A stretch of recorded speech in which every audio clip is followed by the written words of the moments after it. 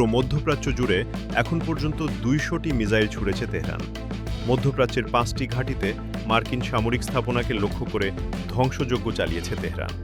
এর মধ্যে সবচেয়ে গুরুত্বপূর্ণ বাহরাই মার্কিন ৫ম নৌবহরের সদর দপ্তর। এত গুরুত্বপূর্ণ স্থাপনা থাকা সত্ত্বেও ইরানি মিসাইল কোনোভাবেই আটকাতে পারল না দেশটি। হামলার পর প্রকাশিত ভিডিওতে দেখা গেছে দেশটির রাজধানী মানামায় বিকট শব্দে বিস্ফোরণের পর ধোঁয়া উঠছে উপরের দিকে। ইরান স্পষ্ট করে জানিয়েছে সেখানে আঘাত এনেছে তাদের শক্তিশালী মিসাইলের বহর।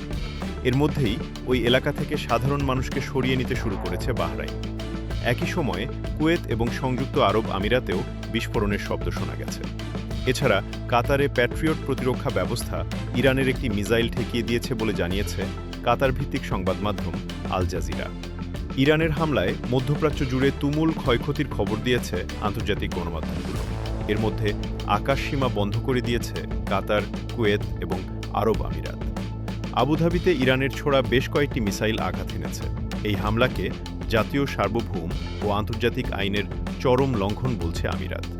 এমনকি এর জবাব দেওয়ার হুঁশিয়ারিও দিয়েছে দেশটি। সংযুক্ত আরব আমিরাতের আবুধাবিতেও পাওয়া গেছে বিকট বিস্ফোরণের শব্দ।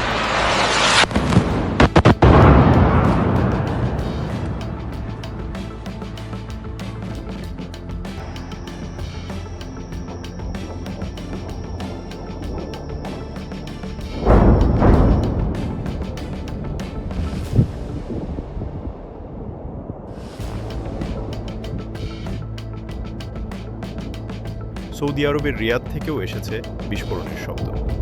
মধ্যপ্রাচ্যের মোট ৫টি ঘাঁটিতে এর মধ্যে আঘাত এনেছে। শনিবার সকালে ইরানে ইসরায়েলের আঘাতের পর ১ ঘণ্টাও সময় নেয়নি তেহরান। শত্রুর আগ্রাসনের জবাবে অধিকৃত ভূখণ্ডের দিকে প্রথম দফায় মিসাইল এবং ড্রোন হামলা শুরু করে তেহরান।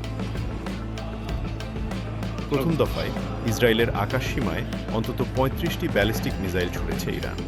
এর মধ্যে কিছু কিছু মিসাইল প্রতিহত করলেও বেশিরভাগই আঘাত এনেছে লক্ষ্যবস্তুতে। ধ্বংসযজ্ঞের ভিডিও প্রকাশ করতে শুরু করেছে গণমাধ্যমগুলো। এখন পর্যন্ত একজন ইসরায়েলির আহত হওয়ার খবর পাওয়া গেছে ইরানি মিসাইলের আঘাতে। ইরানি মিসাইলের তাণ্ডবে দিক বিদিক ছুটছেন ইসরায়েলি জনগণ। হাসপাতাল থেকে শুরু করে সব জায়গাতেই ইরানি মিসাইলের ভয়ে নিরাপদ আশ্রয়ে যেতে মরিয়া ইহুদি জনগণ। দেশজুড়ে জাতীয় জরুরি অবস্থা ঘোষণা হয়েছে আগে। সামনে আরও কঠিন সময় অপেক্ষা করছে ইসরায়েল তথা পুরো মধ্যপ্রাচ্যের জন্য। Oh my God.